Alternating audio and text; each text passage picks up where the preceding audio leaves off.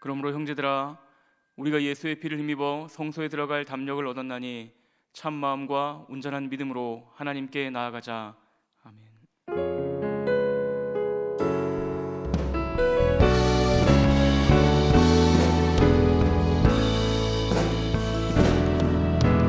주님 큰 영광 받으소서. 홀로 찬양 받으소서. 모든 이름 위에 뛰어난 그 이름, 온 땅과 하늘이 다 찬양해. 겸손하게 우리 무릎 꿇고 주 이름 앞에 영광 돌리세. 모두 절하세. 독생자 예수 주님께 찬양 드리리. 모든 영광과 존귀와 능력 받으소서. 받으소서.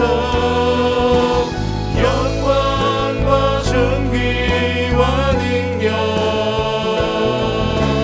받으소서. 받으소서. 그리스도 살아계신 하나님.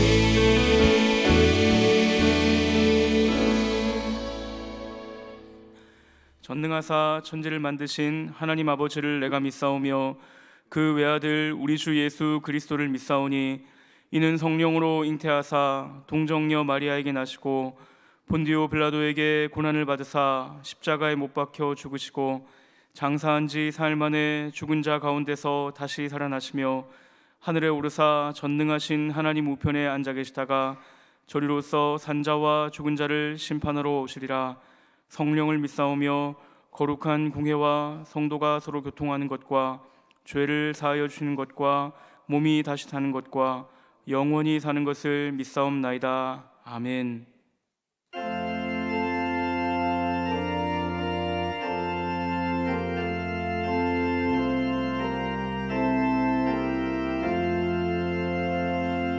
내 주 되신 주를 참 사랑하고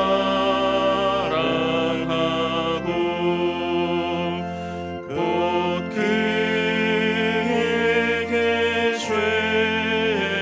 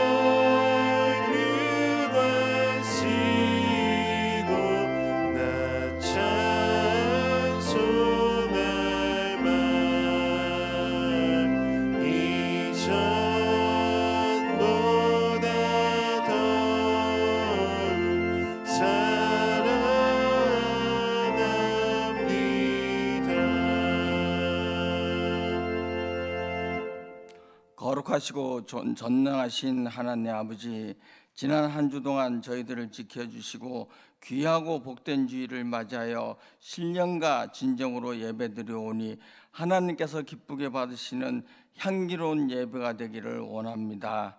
이 시간 저희들의 메마른 심령 위에 봄비와 같은 성령의 단비를 부어주사 성령 충만케 하옵소서.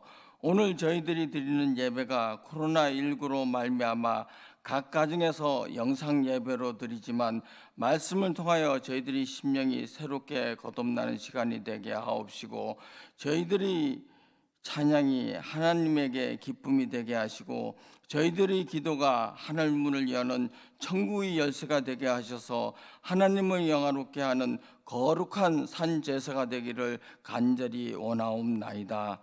하오나 코로나19의 확산으로 더 기도해야 될 시간에 기도하지 않았고, 더 참고 기다려야 될 시간에 탓하고 원망하며 분노했던 부족함을 고백하오니 용서하여 주옵시고, 그럼에도 불구하고 주님 말을 바라보는 저희들이 되게 하옵소서.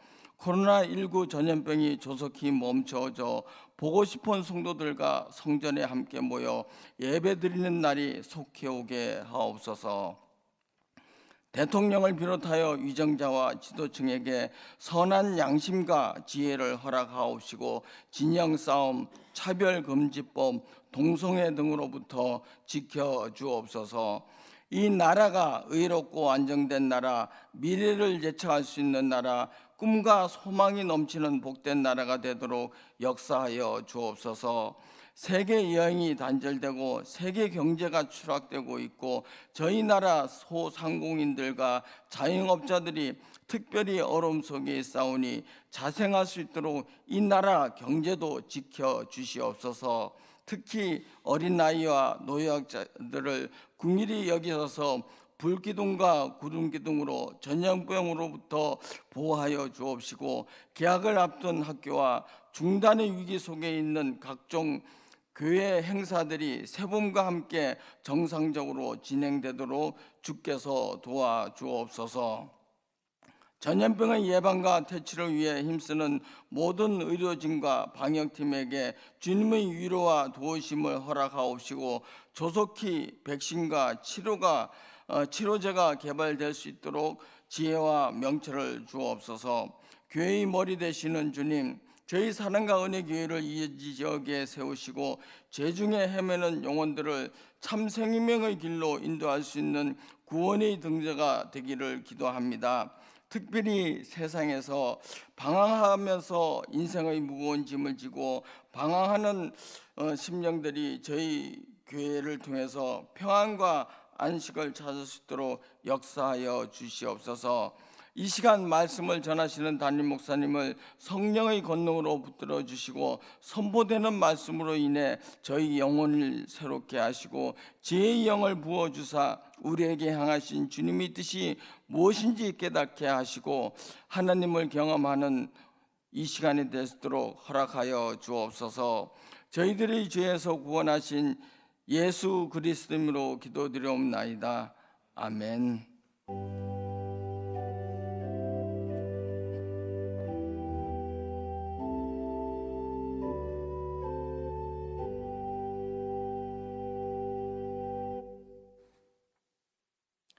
교회 소식을 알려드립니다. 코로나19 바이러스 관련해서 당회에서 결정한 내용을 알려드립니다. 성도님들과 지역 주민들의 안전을 위해서 계속해서 가정 예배를 진행하고 있습니다. 이번 주 금요일까지의 모든 모임도 가정 예배와 기도로 대체합니다. 이후의 일정에 대해서는 교회 홈페이지와 또 카카오톡 채널, 목장 등을 통해서 전달해 드리도록 하겠습니다. 카카오톡 채널에 접속하시면 교회 모임을 위한 기도 카드가 있습니다. 기도 제목을 보시고 함께 기도해 주시기를 부탁드립니다. 하나님께 드린 예물 봉헌하겠습니다.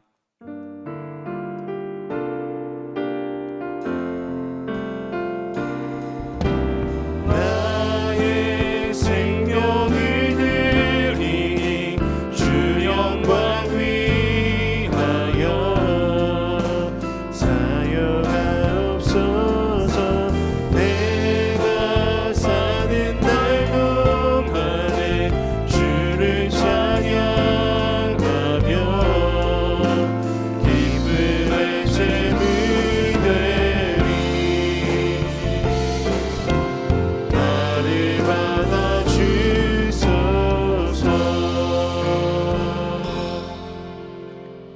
나와 내 백성이 무엇이기에 이처럼 즐거운 마음으로 드릴 힘이 있었나이까? 모든 것이 주께로 말미암아 싸우니 우리가 주의 손에서 받은 것으로 주께 드렸을 뿐이니이다. 하나님 아버지 감사합니다. 우리에게 복음을 주시고 하나님을 알게 하여 주셔서 어떠한 상황 속에서도 하나님의 은혜로 만족하며 즐거워할 수 있는 복된 은혜를 주니 감사를 드립니다. 하나님, 우리의 심령을 만족시키실 뿐 아니라 우리의 삶의 모든 필요를 채우시며 날마다 우리의 삶을 인도하여 주시니 또한 감사와 찬송을 하나님께 올려드립니다. 하나님께 감사한 마음으로 드리는 이 성도들의 예물을 주님께서 기쁘게 받아주시고 흠양하여 주시옵소서. 이 예물이 쓰여지는 곳마다 하나님께서 은혜를 주셔서 하나님의 뜻이 이루어지게 하여 주시고, 특별히 많은 어려움을 당하고 있는 사람들에게 하나님의 복음과 은혜가 흘러가는 생명의 통로가 될 수 있도록 주님 역사하여 주시옵소서. 감사드리며 예수 그리스도의 이름으로 기도드립니다. 아멘.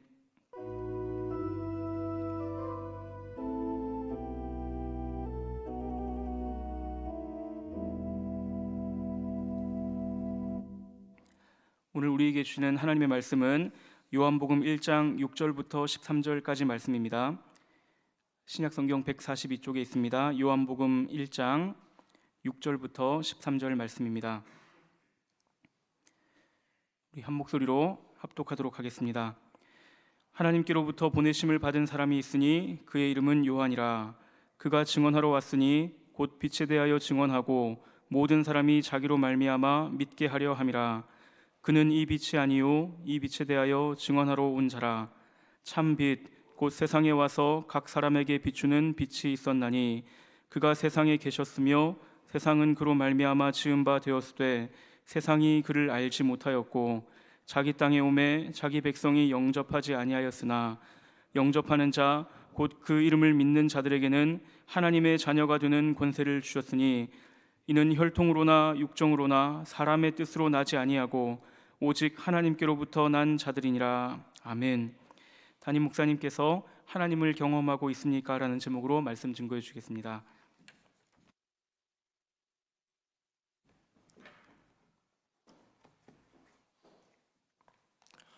오늘도 영상을 통하여서 예배로 나오신 우리 사랑하는 성도님들과 또 모든 믿음의 교우들을 진심으로 환영합니다.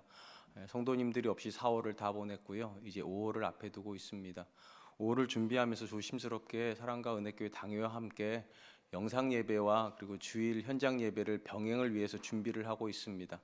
모든 예배를 다 진행한다는 얘기는 아니고요. 조금씩 우리가 진행을 하려고 합니다. 자세한 내용은 다시 협의를 한 다음에 홈페이지와 카카오톡 채널을 통해서 안내를 드리겠고, 준비를 하면서 우리 성도님들의 안전을 최우선의 과제로 삼고 있기 때문에 이 또한 안심하셔도 될 것 같습니다. 그리고 유의를 부탁드리는 것은 교회 행사 중에 주일학교 모임을 가장 늦게 오픈을 하려고 합니다. 이 또한 자녀들의 건강을 염려하는 우리 교회의 바람이기 때문에 이것도 잘 협의를 해서 준비를 할 테니까 믿어주시고 또 그렇게 함께 동참해 주셨으면 감사하겠습니다. 부디 이번 한 주간도 주의 은혜 가운데 강건하시고 주일에 얼굴을 뵐 수 있었으면 정말로 좋겠습니다. 우리 믿음의 고백을 하는 게 들음으로 말씀 앞에 나가도록 하겠습니다. 하나님 나를 사랑하신다. 하나님은 내 인생에 크고 비밀한 계획 가지고 계신다. 하나님은 오늘도 나와 동행하셔서 그 계획 이루어 주신다. 아멘. 그렇게 될 줄로 믿습니다. 아멘. 성경은 하나님께서 세상을 창조하시고 그 창조한 세상 가운데 하나님의 형상으로 빚어진 사람을 두셨다, 그렇게 기록을 합니다. 하나님께서 사람을 하나님의 형상으로 비우신 이유를 엿볼 수 있는 대목이 있다면 하나님께서 그 사람으로 하여금 창조하신 세상을 다스리라고 명령하신 대목이 아닐까 싶습니다. 하나님은 아마도 그분의 형상으로 창조된 사람을 통하여서 피조된 세계의 모든 피조물들이 하나님의 존재를 늘 인식하기를 기대하셨음에 틀림이 없어 보입니다. 문제는 하나님께서 사람 안에 분명히 넣어두신 하나님의 형상이 사람이 죄를 지으면서 함께 파괴가 되었다는 사실입니다. 그리고 이때로부터 더 이상 하나님의 피조물들은 사람 안에서 하나님의 형상을 보지 못하는 일에 도달하게 됩니다. 우리 성경에서 구원이라고 부르는 것은 근본적으로 하나님의 형상의 회복이며 신약 성경에서 구원받은 사람들 안에 이루어진 형상이라고 말하는 그리스도 형상이 바로 회복된 하나님의 형상이라고 이해하면 좋을 것 같습니다. 하나님은 예수 그리스도를 통하여서 이 땅 가운데 그분의 존재를 다시금 보여줄 성도를 얻으시고 이를 통하여서 세상이 하나님을 경험하기를, 그리고 그렇게 하나님께 돌아올 수 있기를 기대하셨음에 틀림이 없습니다. 하나님은 우리와 존재 방식이 다르시고 심지어 우리가 도달할 수 없는 영역에 계시다는 점에서 구약의 몇몇 사람을 제외하고 이 땅에는 어떤 사람도 하나님의 존재를 대면하여 알 수는 없습니다. 하나님께서 그분의 모습을 사람들에게 보여주심으로 존재를 증명하시는 분이 아니시라는 점에서 당연히 대부분의 사람들에게 있어서 하나님은 추상적인 존재일 수밖에 없습니다. 바로 이런 이유에서 이성과 경험을 중시하는 세상 사람들은 자연스럽게 무신론에 빠져드는 것입니다. 적어도 그들에게 하나님은 이성의 개념으로 설명이 되지 않는 분이시고 더더군다나 경험의 영역에서도 그들이 경험할 수 없는 분이기 때문입니다. 그럼에도 불구하고 성경은 하나님을 결코 추상적인 분이라 그렇게 말하지 않습니다. 하나님께서 추상적인 존재가 아닌 이유는 하나님께서 여전히 그분의 백성 안에서 경험되시는 분이시고 세상이 성도 안에서 살아계신 하나님을 경험할 수 있기 때문입니다. 단적으로 모세가 시내산에서 하나님과 함께 40일을 머물고 내려왔을 때 이스라엘은 모세로 인하여서 하나님의 존재를 부정할 수 없는 경험을 하게 됩니다. 모세의 얼굴에서 하나님의 광채가 나기 시작했기 때문입니다. 그런 점에서 하나님께서 그분의 역사 가운데서 어김없이 거룩한 사람을 찾으시는 이유는 이 거룩한 사람이 하나님을 경험한 사람이고 하나님을 경험한 사람이 세상으로 하여금 하나님을 경험시키는 사람이기 때문입니다. 하나님은 하나님이 추상적이라고 말하는 세상을 향하여서 하나님이 추상적이지 않다는 걸 보여주기 위해서 하나님을 경험하는 사람을 언제나 세상 가운데 두셨던 것입니다. 우리가 구약의 역사에서 매우 자주 발견하게 되는 사실이 있다면 믿음의 사람들 주변에 있는 사람들은 하나님의 존재를 인식하는데 별로 어려움을 갖지 않았다는 사실입니다. 아브라함의 일거수일투족을 사타시 살펴보았던 그랄 왕은 아브라함으로 인하여서 복 주시는 하나님을 인정하는 게 굉장히 쉬웠습니다. 요셉의 주인이었던 보디발은 요셉 안에서 일하시는 하나님을 인정하는 것이 어렵지 않았고 온 세계를 통치했던 이방의 왕이었던 느부갓네살은 다니엘을 보면서 그가 역사의 주인이 아니라 하나님이 역사의 주인이라는 사실을 어렵지 않게 인정하게 되었습니다. 이 땅의 많은 종교들이 자신들이 믿는 신을 설명하려고 애를 씁니다. 물론 기독교 역시 하나님이 어떤 분인가를 설명하는 성경을 가지고 있는 것이 사실입니다. 그러나 기독교가 이 땅에 있는 다른 종교들과 구분이 되는 것은 하나님을 설명만 하지 않는다는 것입니다. 하나님은 설명의 영역에 머물러 계시는 것이 아니라 사실은 경험의 영역에 계신 분이십니다. 하나님은 말씀하시고 그 말씀을 성도의 삶에서 이루심으로 하나님이 경험되게 하신다는 것입니다. 그런 점에서 기독교는 본질적으로 설명의 종교가 아니라 경험의 종교이고 기독교의 본질은 이것을 거꾸로 가는 것입니다. 경험돼야 될 하나님을 자꾸만 설명하는 것입니다. 자녀들에게 하나님은 이런 분이다 설명할 때 기독교는 더 이상 기독교가 아닌 것입니다.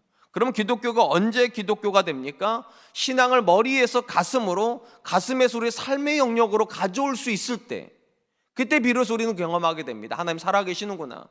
그리고 하나님을 경험한 사람을 통하여서 세상이 또한 경험합니다. 여전히 하나님이 우리 가운데 계시는구나. 그렇게 함으로 세상은 하나님을 부정할 수 없게 되는 것입니다.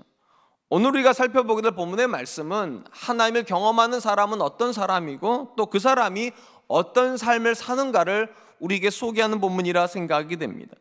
우리는 지난 시간에 하나님께서 세상에 보내신 예수님께서 말씀이시면서 동시에 생명과 빛이 되신다, 그렇게 살펴보았습니다. 오늘 본문에서 요한복음을 기록하고 있는 요한사도가 주목하고 있는 이는 이 예수님보다 먼저 오신 이가 있다는 사실입니다. 오늘 본문 말씀 6절로 7절입니다. 하나님께로부터 보내심을 받은 사람이 있으니 그의 이름은 요한이라. 그가 증언하러 왔으니 곧 빛에 대하여 증언하고 모든 사람이 자기로 말미암아 믿게 하려 함이라. 하나님께서 예수님을 세상에 보내시기 전에 세례 요한을 먼저 보내신 이유는 우리가 지난 시간에 살펴보았던 이유 때문입니다. 빛이 세상에 왔지만 빛을 알아보지 못한다. 쉽게 제가 그때 이렇게 말씀드렸습니다. 그들이 자기가 죄인이라는 걸 깨닫지 못하고 있기 때문에 빛에 대해서 반응을 하지 않습니다. 이에 하나님께서 빛이신 예수님보다 먼저 세례 요한을 보내셔서 그들이 어둠이라는 사실을 들춰내시기 위해서 하나님을 먼저 경험한 사람인 요한을 세상에 보내셨다는 것입니다. 요한복음에서 세례 요한에서 기록하고 있는 부분 중에 주목할 부분이 있습니다. 그를 소개할 때 이렇게 소개하는 것입니다. 하나님께로부터 보내심을 받은 사람. 그러니까 세례 요한은 하나님께 보냄을 받았다라고 하는 정체성을 가지고 있습니다. 이 표현이 주목되는 이유는 신약 성경에서 만나게 되는 굉장히 독특한 단어하고 이 표현이 연결되어 있기 때문입니다. 바로 사도라고 하는 단어입니다. 예수님께서 그분을 따르는 많은 무리 중에서 12명을 뽑아왔습니다. 우리는 이 사람들을 제자라고 부릅니다. 이 제자는 3년간 예수님 곁에서 훈련을 받습니다. 그리고 예수님의 죽으심과 부활을 이후에 그들이 성령을 체험하게 되자 예수님께서 그들에게 어떻게 말씀하셨는가? 세상에 가서 내 증인이 되라고 말씀하셨습니다. 이렇게 세상으로 보내진 제자들을 부를 때 우리는 어떤 단어로 부르는가? 사도라고 부릅니다. 이 사도라는 단어의 문자적인 뜻이 보냄을 받은 자라는 뜻입니다. 오늘 본문에서 하나님께서 세례 요한을 설명할 때 썼던 단어와 똑같은 어근을 가지고 있습니다. 그러니까 하나님께서는 예수님 앞에 사람 한 사람을 보냈는데 그게 세례 요한이고, 예수님도 예수님을 세상에 증거할 사람을 보냈는데 그들을 우리는 사도라고 부르는 것입니다. 그리고 놀랍게도 성경에서 저와 여러분들, 특별히 구원받은 사람들을 향하여서 가지고 있는 정체성도 똑같습니다. 세상에 보내시기 위해서 우리를 부른 것입니다. 그러니까 세례 요한과 사도들과 우리는 결국 같은 선상에 서 있는 사람들입니다. 이 말은 사도 요한이 강조하려고 하는 것이 이런 뜻이라는 겁니다. 세례 요한만 특별한 사역을 감당하는 존재가 아니라 세례 요한 이후로 있는 모든 사도들과 모든 성도들 역시 똑같이 하나님께서 세상 가운데 보내신 존재로 우리가 이 땅에 왔다는 것입니다. 이것이 사실이라면 이 땅에 있는 모든 성도는 그 누구도 예외 없이 예수 그리스도를 증거하기 위해서 세상에 보내진 존재들입니다. 다만 차이가 있다면 누군가는 이 정체성을 기억하면서 오늘을 살고 있고, 누군가는 이 정체성을 망각하고 오늘을 살아간다는 것입니다. 왜 하나님께서 저와 여러분들을 먼저 부르셔서 하나님을 경험하게 했겠습니까? 보내시려고요. 이게 궁극적인 목적입니다. 왜 하나님께서 세례 요한에게 특별한 은혜를 주셨는가? 보내시려고요. 세상 가운데 그들을 보내서 그로 통하여서 세상의 하나님께로, 예수님께로 연결되게 하기 위해서입니다. 우리는 우리가 의도하든 의도하지 않든 간에 우리를 통하여서 사람들이 하나님을 경험한다는 사실을 인정해야 됩니다. 그들이 판단하는 하나님은 그들이 아는 하나님이 아닙니다. 그들이 우리 안에서 만나고 있는 하나님을 판단하는 겁니다. 내 아빠의 하나님을 통해서 자녀는 하나님을 판단합니다. 내 아내의 하나님을 통하여서 남편들은 하나님을 판단합니다. 내 남편의 하나님을 통하여서 아내들은 하나님을 판단하는 것입니다. 물론 우리 중에는요, 적지 않은 마음의 강팍함을 가지고 있는 사람들이 있습니다. 그래서 아무리 하나님을 보여주려고 해도 이 마음이 굳게 닫혀 있어서 복음이 안 들어가는 사람들이 있습니다. 그러니까 그들의 불신이 모두 다 성도들의 책임은 아닐 것입니다. 그럼에도 불구하고 먼저 믿어서 하나님을 경험하여 그들에게 보내진 이들이 그들의 불신의 상당 부분에 책임이 있다는 사실은 부정할 수 없습니다. 그러니까 믿음은 우리만의 것은 아니라 그들을 위한 것도 되고, 이것이 성도가 가져야 될 믿음의 거룩한 부담감이 되어야 될 것입니다. 제가 초대교회를 설명할 때 늘 강조하는 부분이 있습니다. 놀랍게도 초대교회는 예수님을 십자가에 못 박았던 예루살렘에서 시작이 되었다는 것입니다. 불과 50일 전에 예루살렘 사람들은 어떤 결정을 했는가? 예수님을 죽이기로 결정했습니다. 그리고 그 50일이 지난 다음에 그 예루살렘에서 초대교회가 태생이 되고, 초대교회는 어떻게 부흥했는가? 예수님을 죽였던 이들이 회심하고 교회 안으로 들어오면서부터 교회는 부흥하게 되었습니다. 그럼 도대체 어떻게 이런 놀라운 일이 일어나게 되었는가? 요한 사도행전 2장에 보면 유대인들의 회심과 관련돼서 매우 중요한 표현이 하나가 나옵니다. 유대인들이 그들 가운데서 먼저 믿어 하나님과 예수님을 경험하고 있는 초대교회 성도들 보고 칭송하였더라.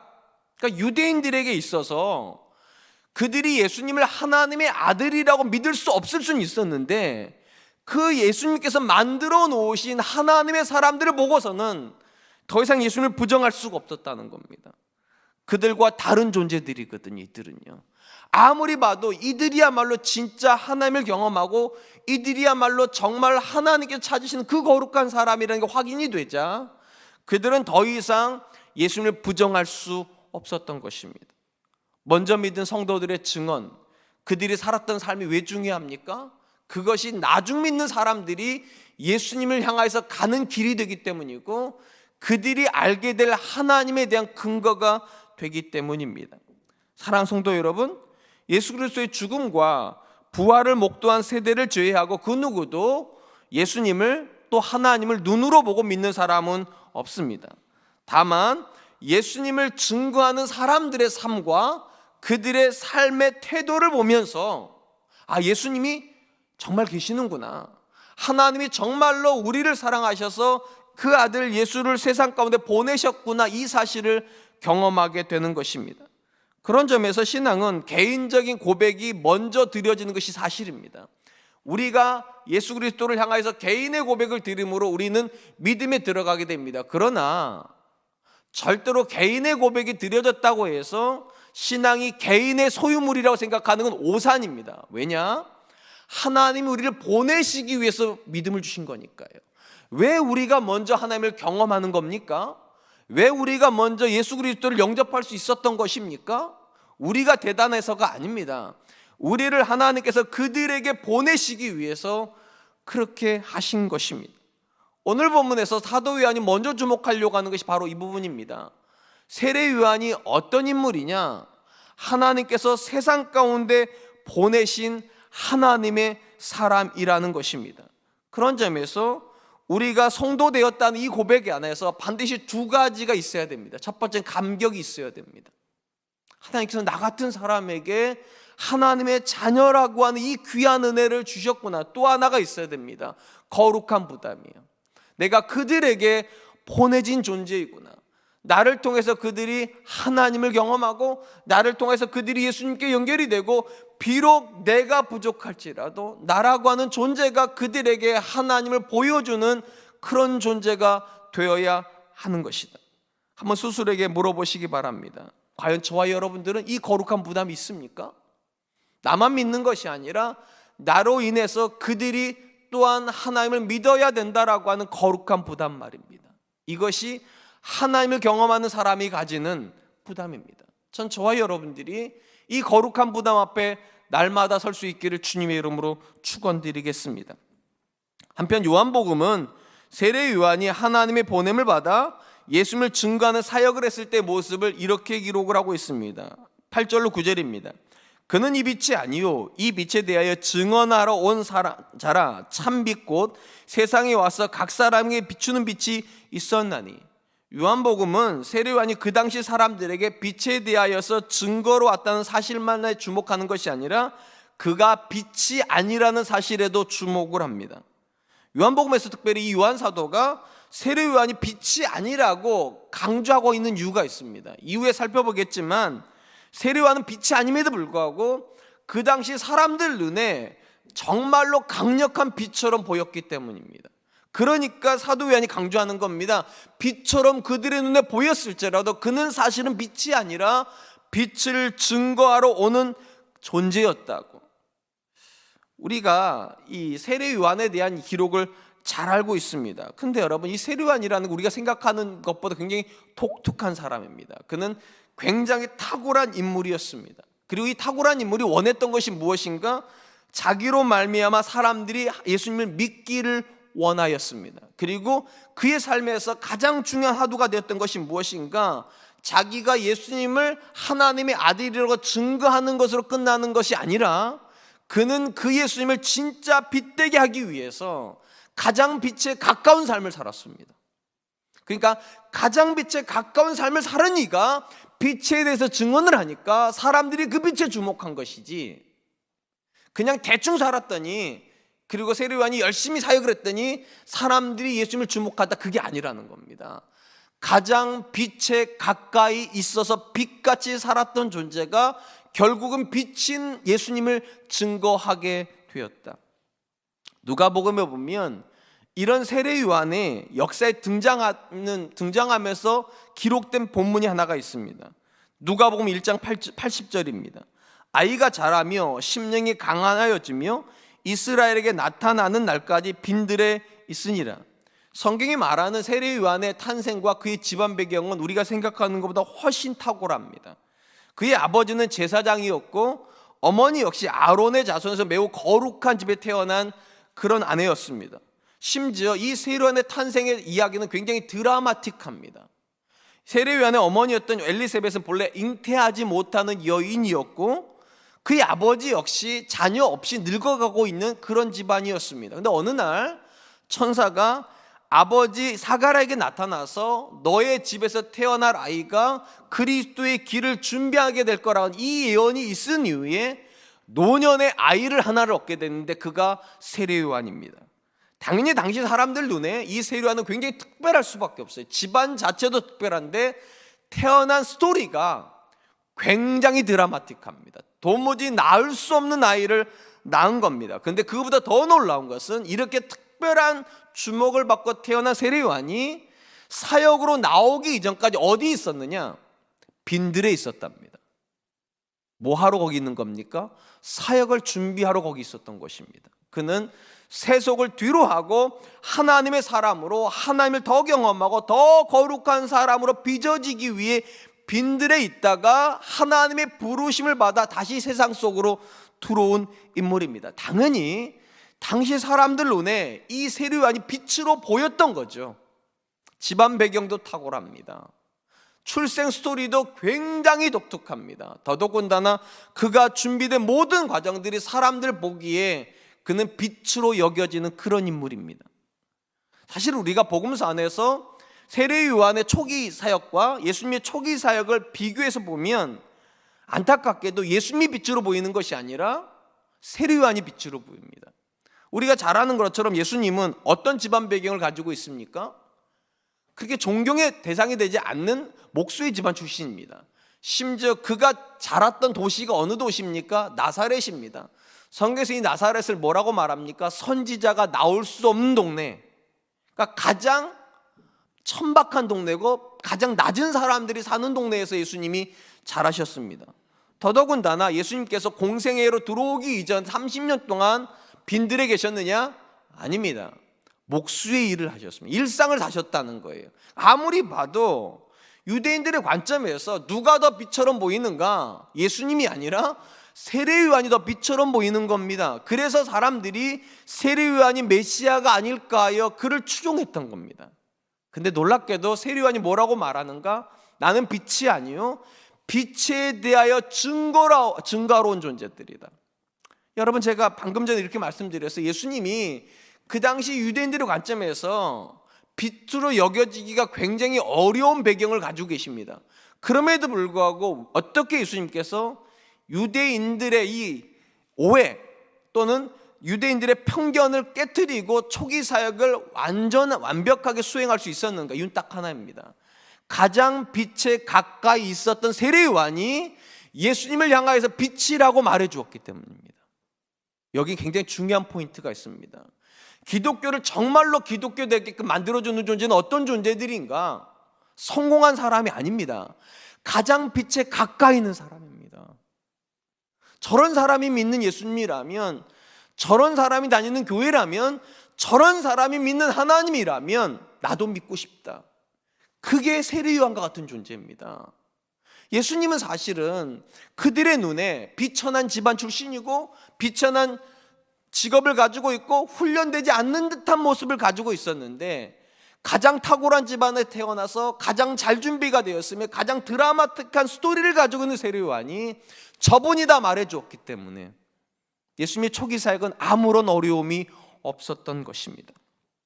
우리는 구약 성경에서 하나님께서 이스라엘을 그분의 백성으로 부르시고 그들에게 주셨던 가장 대표적인 명령이 거룩하라라고 하는 명령이라는 사실을 알게 됩니다. 예수님 하나님께서 왜 이스라엘 향하여서 거룩에 대한 명령을 주셨습니까? 하나님이 거룩하신 분이시니까. 그러니까 가장 거룩에 가까운 존재여야지만 거룩하신 하나님을 세상에 보여줄 수 있다는 겁니다. 이건 절대로 열심의 문제만이 아닙니다. 근본적으로 우리의 지향성의 문제입니다. 우리가 하나님을 지향하고 있고 하나님 가까이 가서 하나님처럼 거룩해 주려고 할 때 그 거룩한 존재가 믿는 하나님이라야 이방의 사람들이 믿을 수 있는 하나님이 되는 것입니다. 우리가 잘 아는 것처럼 이 거룩의 문자적인 뜻은 분리되었다는 뜻입니다. 그러니까 여기로부터 분리되어 이쪽에 있어야 이게 거룩이에요. 그래서 하나님께서 구약의 이스라엘에게 계속 강조하는 것이 무엇인가? 이방인들과 같은 밥상에 앉지 말아라. 이방인들과 같은 곳에 정착하지 말아라. 이방인들이 섬기는 신을 똑같이 섬기지 말아라. 너희는 그들과 구별되어야 된다. 분리가 기본입니다. 그리고 이 분리 안에 어떤 고백이 함께 들어가야 되는가? 그들의 존경을 받아야 됩니다. 그들이 볼 때 저들은 우리랑 다르다. 가정생활도 다르고 자녀를 양육하는 모습도 다르고 삶의 목적도 우리랑 완전히 다르다. 그리고 그 모습이 굉장히 존경할 만하다. 이래야지만 이방인들이 이스라엘 역사로 들어오는 것입니다. 그래서 이스라엘에게 명령하신 거룩은 결코 쉬운 명령은 아닙니다. 그들이 하나님을 지향하고 있을 때 그들이 거룩은 아니지만 거룩하신 분이 하나님을 보여줄 수 있고 그렇게 거룩하신 하나님을 보여줄 수 있는 이스라엘이라야 결국 하나님의 백성인 것이기 때문입니다. 그리고 이런 정체성을 하나님께서 다리를 놓는 개념으로서 제사장 나라라고 하는 단어로 쓰셨다고 제가 자주 말씀드렸습니다. 이 땅에는 어떤 사람도 자신들과 동일한 삶을 사는 존재들이 믿는 하나님에게는 관심이 없습니다. 그도 그럴 것이 예수 믿는 나나 예수 믿지 않는 너나 똑같이 산다면 예수 믿을 이유가 없지 않습니까? 예수 믿는 우리 아빠나 예수 믿지 않는 내 친구의 아빠나 똑같이 자녀한테 된다면 우리 자녀들이 예수 믿어야 될 이유 없지 않겠습니까? 예수 믿는 남편이나 예수 믿지 않는 남편이나 아내를 대하는 태도가 똑같다면 아내들이 예수 믿어야 될 이유가 없지 않겠습니까? 왜 예수 믿어야 됩니까? 거룩의 고백 때문입니다. 내 남편이 믿는 하나님은 정말 살아있다. 어떻게 알 수 있나? 내 남편이 다르지 않냐고? 예수 믿는 우리 가정이 믿지 않는 가정이랑 다르다고 어떻게 알 수 있나? 우리 가정이 다르지 않냐고? 이 고백이 없는데 그들이 하나님을 믿어야 될 이유는 없습니다. 그런 점에서 하나님께서 요구하는 거룩은 복음의 전제 조건입니다. 복음이 그들에게 들어가기 위해서 그들이 먼저 확인하는 것은 무엇인가? 저 사람이 나랑 다른가? 이걸 확인한다는 겁니다. 다르지 않은 사람이 말하는 복음은 진리가 아닙니다. 요한이 하나님께 보냄을 받았는데 왜 그가 그렇게 거룩한 삶을 살려고 몸부림치는 겁니까? 빛 대신 예수님을 지향해 줘야 되니까. 내가 가리키는 그분이 사람들에게 신뢰할 만한 존재여야 돼요. 그러니까 엄밀히 말하면 예수님이 신뢰 대상이 못 되는 이유는 예수님 때문이 아닙니다. 그분을 믿는 저와 여러분 때문입니다. 그들은 예수님에게 관심이 있지 않습니다. 그 예수를 믿는 우리에게 관심이 있어요. 과연 저 사람은 다른가? 초대교회가 유대인 사회에서 뿌리를 내릴 수 있었던 이유가 무엇인가? 그들이 다르다는 칭송을 들었기 때문입니다. 세례 요한이 하나님께서 먼저 보낸 사람으로 쓰임받을 수 있었던 이유가 무엇인가? 그가 가장 빛에 가까이 있는 그들의 눈에 빛처럼 보이는 사람들이었기 때문입니다. 혹시 미국 사회에서요 가장 살기 좋고 깨끗한 도시를 꼽으라면 어느 도시가 꼽혔는지 혹시 아십니까? 유타주의 수도인 솔트레이크가 그런 도시라고 알려져 있습니다. 2017년 기준으로 의하면 솔트레이크 시티는 살기 좋은 도시 항목에서 범죄율을 포함한 10가지 항목에서 9가지 항목에서 전체 1등을 했답니다. 그러니까 10가지 항목 중에 9가지가 도시 기준에서 1등이에요. 정말로 놀라운 것은 여러분이 아시는 대로 이 솔트레이크 시티는 몰몬교 성도가 60%를 차지하는 종교적인 도시입니다. 그리고 안타깝게도 이 몰몬교는 한국 기독교뿐만 아니라 미국 기독교 사회에서도 이단으로 정죄되는 집단입니다.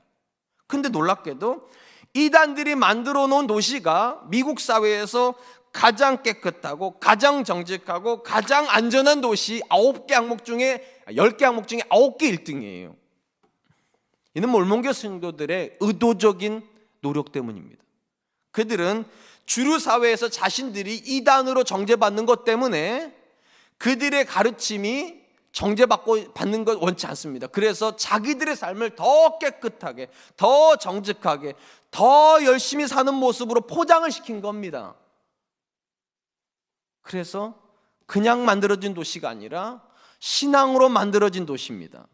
그래서 미국 사회에서 가장 깨끗하고 가장 정직하고 가장 안전한 도시가 되었던 것입니다. 결과적으로 이들의 노력에 의해서 이단임에도 불구하고 미국 사회에서 가장 신뢰를 받는 집단이 기독교 집단이 아닙니다. 몰몬교도들입니다. 어찌 보면 몰몬교 이들이 살고 있는 삶의 방식이 하나님께서 저와 여러분들에게 기대하는 삶의 방식인지도 모르겠습니다. 그러면서 이런 생각을 해봤어요. 안타깝게도 그들은 그릇된 가르침을 가지고 참된 삶을 만들어내 버렸는데 우리는 참된 가르침을 가지고 그릇된 삶을 살고 있는 건 아닌가. 우리가 더 거룩해야 되는데, 우리가 더 신실해야 되는데, 우리가 더 정직해야 되는데, 언제부턴가 한국 사회에서 기독교인이 착합니까? 예수 믿는 사람이 정직합니까? 예수 믿는 사람은 신실합니까? 이렇게 물어보면 뭐라고 대답합니까? 사람 나름이죠. 이게 현실이 되어버렸습니다. 그러나 기억하십시오. 누가 하나님의 사람입니까? 가장 빛에 가까이 있는 사람입니다. 그래서 그 사람이 믿는 하나님이라면, 그 사람이 다니는 교회라면, 그 사람이 신뢰하는 예수님이라면 나도 믿고 싶다. 그렇게 해줄 수 있는 사람. 본문에 나온 세례요한이 그런 인물이었다는 것입니다. 사랑하는 성도 여러분, 세례요한이 그의 사역을 통해서 가졌던 기대가 있다면 그는 자신을 통하여 그들이 예수님을 믿기를 정말로 원했습니다. 그리고 이 열망이 있기 때문에 그가 어떻게 살았는가? 가장 거룩한 사람으로 살아갔다는 겁니다. 그들의 눈에 마치 세례요한이 빛이 아닌가 싶을 만큼, 그가 구약에 예언된 메시아가 아닌가 싶을 만큼 그는 그렇게 살았습니다. 그리고 그가 저분이다 말했기 때문에 예수님께서 이스라엘 역사에서 사역하는 게 하나도 어렵지 않았습니다.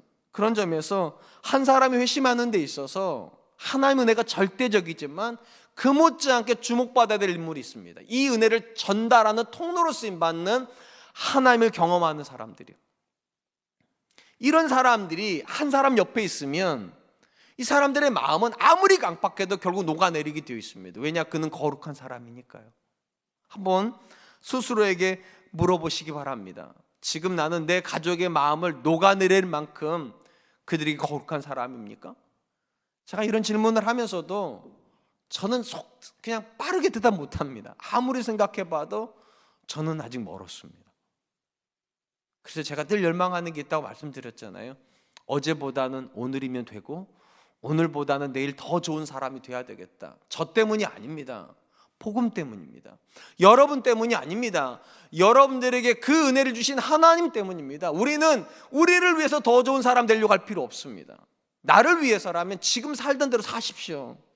그런데 하나님을 위해서라면, 나를 세상에 보내신 하나님을 위해서라면 그들보다 더 빛에 가까워야 됩니다. 적어도 그들의 눈에 저 사람은 다르다, 저 사람은 뭔가 특별하다, 저 사람이 믿는 하나님이라면 내 사위에게도 믿게 해주고 싶고 내 며느리한테도 믿으라고 말해주고 싶다. 그래야지만 빛이 드러나는 것입니다. 저는 우리 사랑과 하나님께 속해 있는 모든 믿음의 사람들 안에 이 고백이 있었으면 좋겠습니다. 저들이 내 복음을 듣기 이전에 나의 거룩을 먼저 검증한다. 내가 그들과 어떤 삶의 차이를 가지고 있는가 그들이 확인하기 전까지는 내가 아무리 예수님을 말을 해도 그들의 귀는 열리지 않는다. 언제 귀가 열립니까? 마음이 먼저 열리는 겁니다. 저 사람은 정말 신뢰할 만한 사람이다. 내 남편은 정말 좋은 사람이다. 내 아버지는 정말 신실한 사람이다. 왜냐? 예수님 믿으니까.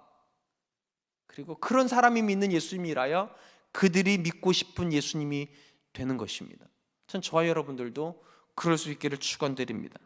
그렇다면 여러분, 누가 하나님을 경험하여 거룩한 삶을 살아 그들에게 빛으로 인도할 만한 그런 인물이 되겠습니까? 요한복음은 이 부분에 대해서 이렇게 대답을 합니다. 10절로 12절입니다. 그가 세상에 계셨으며 세상은 그로 말미암아 지은 바 되었으되 세상이 그를 알지 못하였고 자기 땅에 오매 자기 백성이 영접하지 아니하였으나 영접받는 자 곧 그 이름을 믿는 자들에게는 하나님의 자녀가 되는 권세를 주셨으니 요한은 예수님께서 그분이 지으신 세상 가운데 오셨지만 세상이 그분을 알아보지 못했고 심지어 자기 백성에게 오셨지만 자기 백성 예수님을 영접하지 않았다라고 선언했습니다. 이는 누군가가 예수님을 믿어서 하나님을 경험하고 세상 가운데 예수님을 증거하는 사람이 되는 게 절대 자연스럽지 않다는 사실을 보여줍니다. 한번 생각해 보세요. 태어날 때부터 난지 8일 만에 할례를 받고 늘 성경을 외우는 유대인들조차도 예수님 믿는데 실패했습니다. 심지어 예수님의 공생의 3년의 기간을 눈으로 보았던 그 당시 살았던 유대인들도 예수님을 믿기를 거부했는데 유대인으로 태어난 적도 없고 말씀을 어려서부터 늘 배운 적도 없으며 심지어 예수님을 눈으로 본 적도 없는 누군가가 예수님을 믿는다? 이건 자연스럽지 않습니다. 사실은 기적이죠. 그들이 안 됐는데 우리가 된다는 게 이거 기적 아닙니까? 이 말을 조금만 뒤집어 보면 누군가가 쉽게 예수님을 믿을 거라고 기대하는 게 어리석은 겁니다. 그건 쉽게 되지 않습니다. 이거는 절대적인 기적이기 때문입니다. 언젠가 대학에서 강의를 하시는 분이 책을 한 권을 쓰셨다고 인터뷰를 하는 내용을 보았습니다. 이분이 인터뷰하는 내용 중에 이런 내용이 나왔습니다. 성경에 나오는 모든 기적은 허구다. 나는 그렇게 생각한다. 제가 궁금해서 도대체 무슨 근거를 가지고 이렇게 말을 하는가? 그분의 대답은 이것입니다. 출애굽기에 나오는 기록만 놓고 보아도 이스라엘이 출애굽을 받은 다음에 홍해를 건넜고 만나와 메추라기를 먹었으며 구름기둥과 불기둥 인도를 받았는데 이게 진짜 사실이라면 그들의 불신은 상식적이지 않다는 거예요. 아니 눈으로 다 봤는데 홍해가 갈라지고 만나가 내리고 메추라기가 오고 구름기둥도 보고 불기둥도 봤는데 어떻게 그렇게 불신할 수 있냐고 하나님을. 그러니까 그들이 경험했다고 말하는 기적은 허구해야 된다고. 그래야 그들의 불신이 설명이 된다는 거예요. 논리적으로는 굉장히 합리적인 것 같습니다. 근데 저는 그 말을 읽는 순간 이런 생각이 들었어요. 나는 절대로 동의할 수 없다. 왜 동의를 못하는가? 인간이라고 하는 존재에 대해서요 조금만 깊게 생각해 보면 이 사람의 말은 사실일 수가 없어요. 다른 데 가지 않고 저에 대한 이야기를 좀 하려고 합니다. 저보다 저를 더 잘 아는 사람은 없겠죠. 제가 아는 저는 어떤 건가? 제가 설명할 때 저를 설명할 때 사도 바울 고백으로 자주 설명합니다. 나의 나 된 것은 하나님의 은혜로 된 것이다. 저는 제가 생각할 때 제가 아는 범위 내에서 저보다 더 은혜를 받은 사람은 없습니다. 가장 밑바닥에서부터 가장 높은 지점까지 올라온 것 같아요. 그리고 아무도 저에 대해서 기대 안 했어요. 제가 잘하는 동안에. 근데 어느 날 보니까 제가 굉장히 이렇게 말 죄송해요. 대단한 사람이 돼 있어요. 제가 분명히 제 기준이라고 말씀드렸어요. 여러분의 기준이 아니에요. 그러니까 제가 생각할 때 저는 상상도 할 수 없는 기적을 경험한 겁니다. 불과 30년 전에 하나님이 저한테 30년 뒤에는 네가 이렇게 될 거야. 네가 이런 집에 살게 될 거야. 네가 이렇게 될 거야. 말했으면 저는 그거 설마 그렇게 되게 이런 지점에 제가 지금 서 있습니다. 엄청난 은혜를 경험한 거죠. 근데 놀랍게도요. 이 엄청난 은혜를 경험한 제 안에 아직도 죄가 있다는 사실을 아십니까? 상식적으로 이 모든 것이 엄청난 은혜라면 죄는 없어야 되는 거 아닙니까? 온전한 믿음만 있어야 되는 거 아닙니까? 그런데 안타깝게도 저는 제 인생에 일어난 모든 일들, 앞으로 일어날 모든 일들이 다 은혜임을 믿지만 또한 제 안에 죄가 있다는 사실도 부정할 수가 없습니다. 그래서 저는 이스라엘이 홍해를 건너고 불기둥을 보고 구름기둥을 경험하고 만나와 메추라기를 먹어도 그들은 불신하는 게 저는 상식적이라 생각합니다. 왜냐, 사람은 믿기 위해서 태어나지 않았습니다. 사실은요. 죄인으로 태어났기 때문에 할 수만 있으면 철저하게 안 믿으려고 합니다. 오늘 본문에서 요한이 강조하는 게 그거예요. 하나님이 세상을 창조하시고 그 가운데 아들을 보냈는데 세상이 그 아들을 안 믿으려고 한다는 겁니다. 심지어 자기 백성인 이스라엘에게 보냈는데도 그들이 예수님을 영접하지 않았대요. 이게 사람입니다. 안 믿어요. 아무리 많은 기적을 경험하고 아무리 큰 은혜를 경험하고 있어도 무시로 마음이 돌아서 버리는 존재. 그래서 믿는 게 기적이에요. 그럼 이 기적은 어떻게 일어납니까? 그 다음 말이 그겁니다. 13절, 이는 혈통으로나 육정으로나 사람의 뜻으로 나지 아니하고 오직 하나님께로부터 난 자들이니라. 성경의 관점은 분명합니다. 우리가 믿고 싶어서 믿은 게 아니라 하나님이 강권하심으로 하나님이 믿게 하신 거라는 거예요. 그래서 모든 성도는 나로부터 난 존재가 아니라 하나님께로부터 난 존재, from me, 나로부터 시작된 믿음이 아니라 from God, 하나님으로부터 시작된 믿음이 우리 안에 들어온 거예요. 제가 이 자리에 여러분이 계셨으면 아멘 하라고 그러셨을 거예요. 이건 아멘이에요. 아무리 생각해 보아도 성경을 아무리 논리적으로 설명하려고 해도 믿고 싶었는데 믿어진 사람 없습니다. 하나님이 믿게 하신 것입니다. 그런 점에서 누가 하나님을 경험한 사람이 되는 겁니까? 하나님이 믿게 하신 사람이요. 그리고 하나님이 믿게 하시는 사람들의 공통적인 특징이 무엇인가? 오늘 12절 말씀에 보면 이렇게 되어 있어요. 믿는 것과 뭐가 동의어로 나와 있는가? 영접한다는 게 동의어로 되어 있습니다. 믿는 자 곧 그 이름을 믿는 자들에게 영접하는 자 곧 그 이름을 믿는 자. 죄송합니다. 이 두 단어가 거의 동의어처럼 쓰여져 있습니다. 무슨 말인가 하면 누가 믿는 사람이 되는가? 하나님의 말씀을 받아들이는 사람이 믿는 사람이 된다는 겁니다. 우리가 잘 아는 것처럼요, 사도 바울이 로마서에서 뭐라고 말했는가? 믿음은 들음에서 나오고 들음은 그리스도의 말씀으로 말미암는 것이다. 그러니까 쉽게 말하면 사도 바울은 어떻게 생각했는가? 누군가가 진정으로 하나님의 말씀을 듣고 있다면 그는 믿음에 도달하게 될 거라는 겁니다. 근데 여기서 우리가 의문이 있는 게 있습니다. 우리가 매주일마다 현장에서 또는 영상으로 하나님의 말씀을 듣습니다. 그런데도 이상하게 우리 안에 드는 의구심이 이겁니다. 왜 나는 말씀을 계속 듣고 있는데 믿음이 안 생기나? 분명히 바울의 말처럼이라면 믿음은 들음에서 난다고 그랬는데 내가 듣고 있는데 분명히 예수님의 말씀이라고 듣고 있는데 왜 믿음이 안 생기나? 이 부분에 대해서 예수님께서 아주 중요한 말씀을 하셨습니다. 무릇 들을 귀 있는 자는 들을지어다.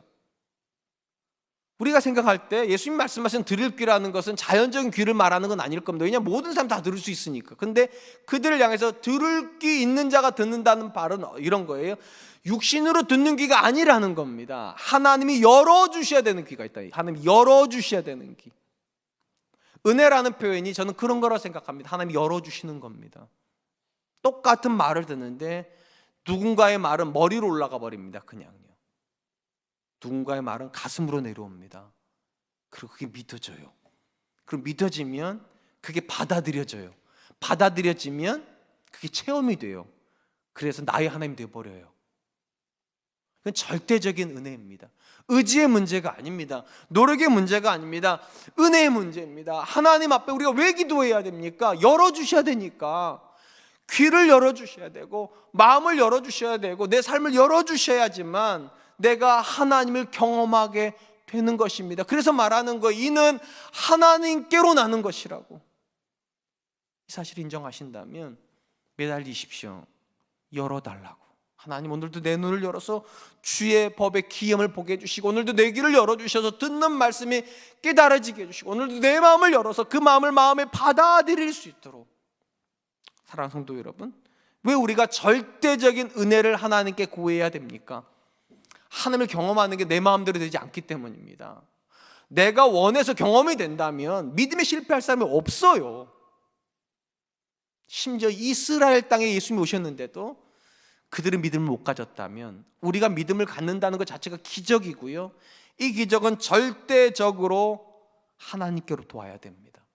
우리 중에는 굉장히 많은 사람들이 태어날 때부터 예수님 믿었다고 말하는 모태신앙이 있습니다.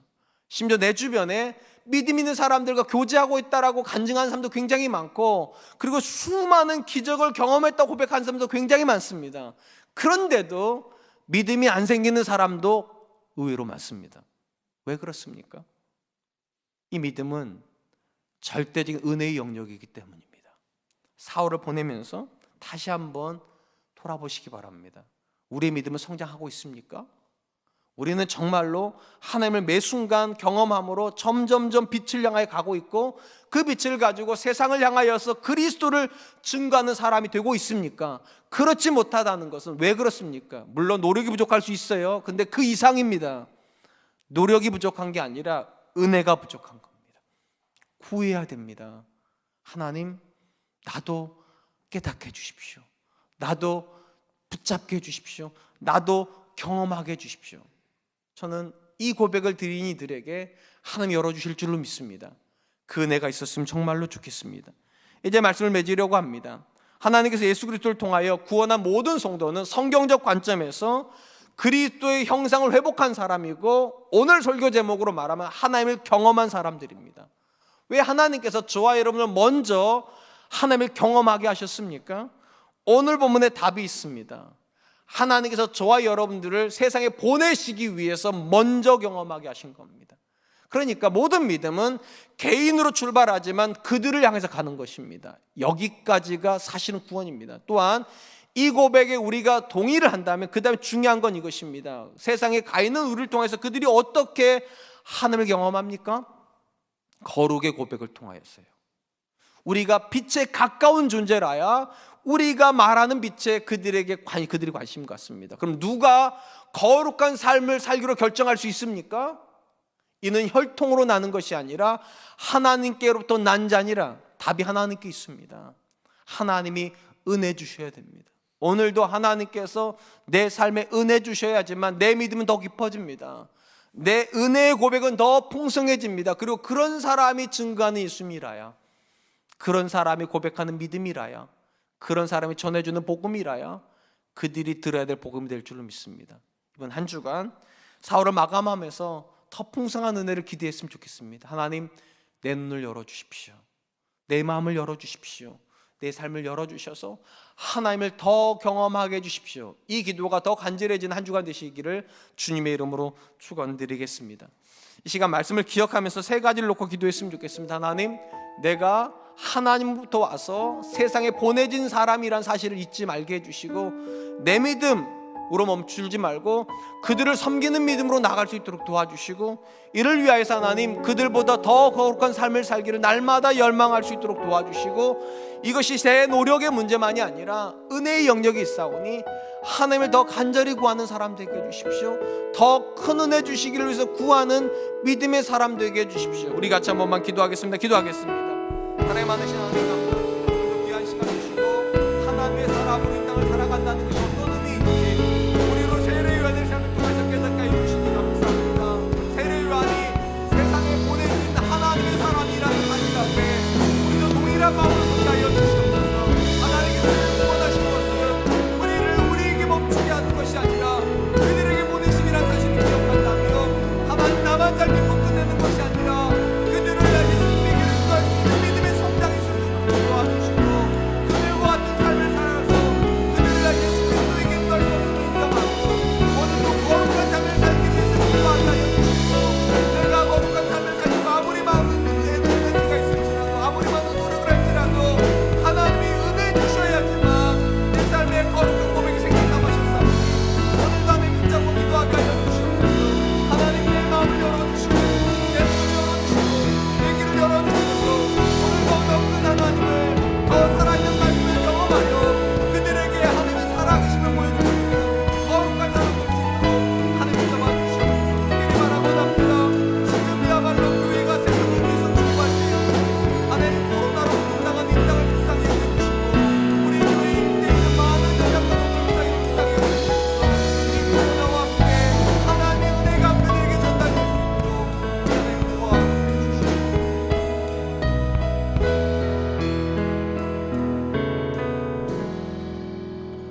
사랑이 많으신 하나님, 감사합니다. 오늘 세례요한을 통하여서 하나님께로부터 난 사람, 그리고 하나님을 경험하는 사람이 어떤 존재인지 듣게 하여 주시니 감사합니다. 하나님 세례요한이 하나님이 보내신 사람이라고 말씀하여 주셨습니다. 마찬가지로 우리도 세례요한과 동일하게 하나님으로부터 나서 세상을 향하여 가고 있는 사람임을 인정하게 하여 주시고, 나만 믿는 신앙에서 멈추는 것이 아니라 그들이 믿는 신앙에 내가 도전이 될 수 있도록 주님 도와주시옵소서. 내 주변에 있는 사람들에게 내가 신앙에 대한 거룩한 부담을 가지게 하여 주시고, 어찌하여야 그들을 그리스도에게 인도할 수 있을까, 이 거룩한 부담을 가지고 오늘도 하나님 앞에서 보다 정직한 삶을 살기를, 보다 성실한 삶을 살기를, 보다 깨끗한 삶을 살기를 열망할 수 있도록 도와주시고, 이것이 내 힘으로 되는 것이 아니라 절대적인 은혜로 되는 것을 알아 오늘도 하나님 앞에 간절히 기도하게 하여 주시옵소서. 하나님, 오늘도 내 눈을 열어서 주의 법의 기함을 보게 하여 주시고, 우리의 귀를 열어주셔서 말씀을 깨닫게 하여 주시고, 우리의 마음을 열어주셔서 그 말씀이 내 인생에 심겨져서 30배, 60배, 100배 결실할 수 있도록 도와주시고, 그리하여 내 주변에 있는 사람들도 내가 믿는 예수님을, 내가 사랑하는 하나님을 그들도 믿을 수 있도록 은혜 베풀어 주시옵소서. 특별히 바라고는 합니다. 지금이야말로 교회가 세상을 위해서 기도해야 될 줄로 믿습니다. 코로나19로 고통당하는 한국 사회를 위해서 한국 교회가 기도하게 하여 주시고, 한국 사회뿐만 아니라 온 세상이 하나님의 통치 영역이 오니 이 땅 고쳐주시길 위해서 기도하는 한 주간 될 수 있도록 주님 도와주시옵소서. 오늘도 하나님 바라고 나오기는 4월을 마감하는 이 한 주간 우리가 더욱 하나님을 경험하는 사람이 되고, 우리를 통하여서 그들이 하나님을 경험하는 복을 누릴 수 있도록 우리 하나님 도와 주시옵소서. 그렇게 인도하실 줄 믿고 감사드리오며, 지금은 우리 주 예수 그리스도의 은혜와 하나님의 사랑하심과 성령의 함께 하심이 하나님께 주신 그 믿음의 고백을 가지고 세상 가운데 하나님을 드러내고 세상으로 하나님을 경험케 하는 삶을 살기로 작정하는 우리 사랑과 은혜교회 귀한 성도님들과 저들의 가정과 사랑하는 자녀들과 경영하는 모든 일들 위해, 그리고 사랑과 은혜교회와 이 나라 이 민족 위해 지금으로부터 영원토록 함께 하시기를 축원하옵나이다. 아멘.